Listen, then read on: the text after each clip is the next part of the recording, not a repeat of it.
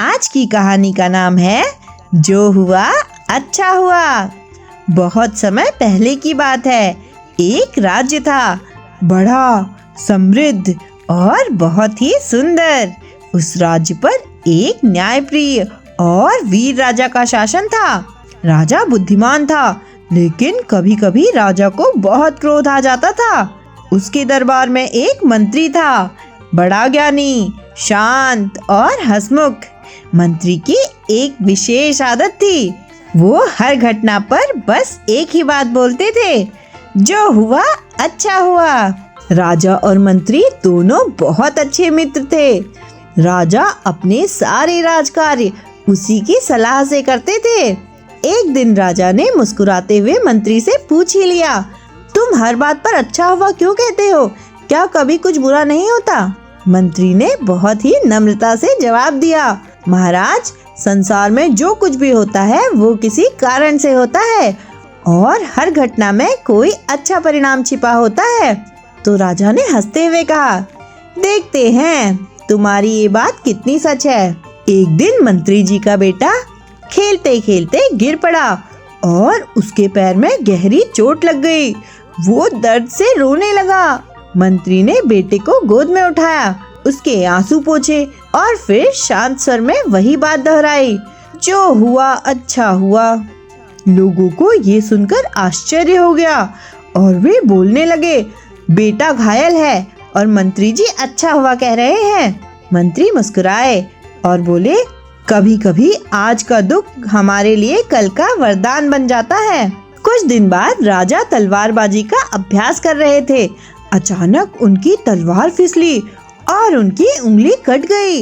बहुत सारा खून बहने लगा। दर्द से राजा कराह उठे।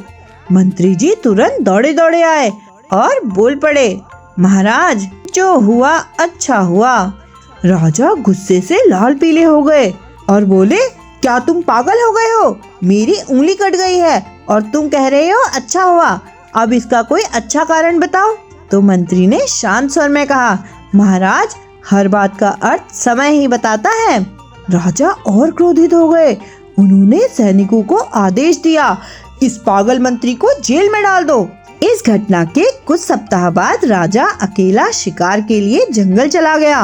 वो घोड़े पर सवार था और धनुष बाण साथ लिए हुए था। जंगल बहुत घना और रहस्यमय था।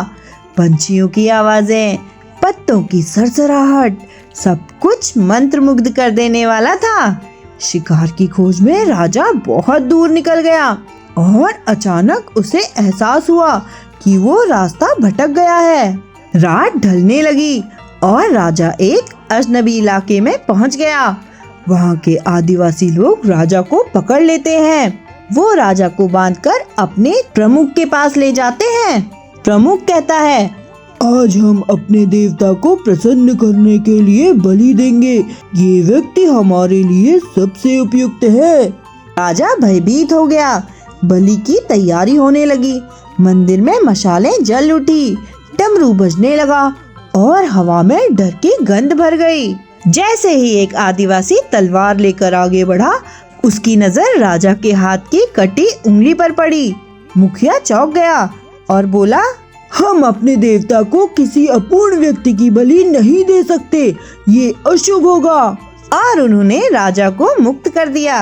राजा आश्चर्यचकित था। उसके मन में मंत्री के शब्द गूंज रहे थे, जो हुआ अच्छा हुआ। वो अपने महल लौटा और तुरंत मंत्री को बुलाने का आदेश दिया। मंत्री को जेल से बाहर लाया गया।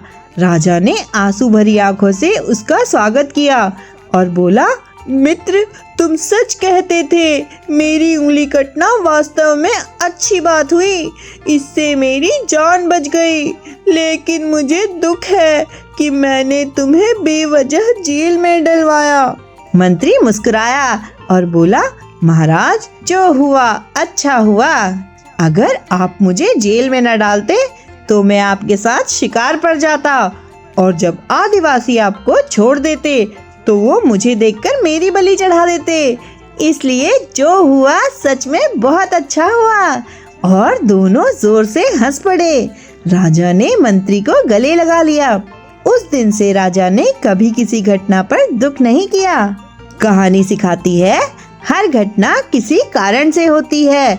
कभी कभी जो हमें बुरा लगता है वह ही हमें भविष्य में बचा लेता है। इसलिए जो हुआ अच्छा हुआ। तो कैसी लगी आपको ये कहानी? ऐसी ही और मजेदार कहानियों के लिए हमारे चैनल को लाइक, शेयर एंड सब्सक्राइब करें।